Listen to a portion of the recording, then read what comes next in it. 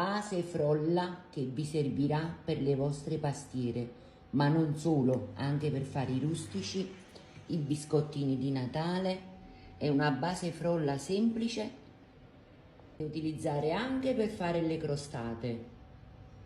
Aggiungere goccine di cioccolato e fate dei biscotti buonissimi. Pigliate carta e penna e venite appresso a me.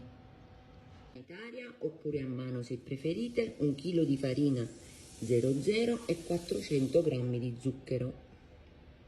Iniziate a miscelare zucchero e farina.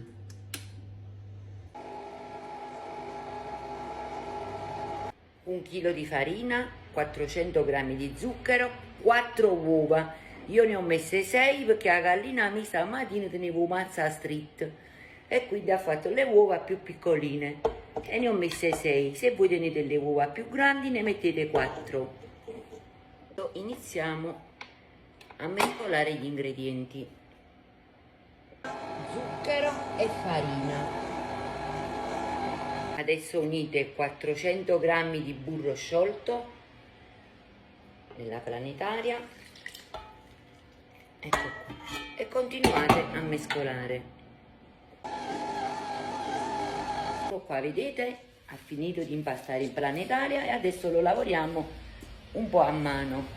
Preparatevi un po' di farina sul piano di lavoro, ecco qua, e piano piano la impastate. E qua com'è bella, guardate, è bella, morbida e soffice come una nuvola, guardate, un impasto perfetto, guardate che bellezza, guardate, più la lavorate più prende corpo, vedete? Guardate la morbidezza, guardate.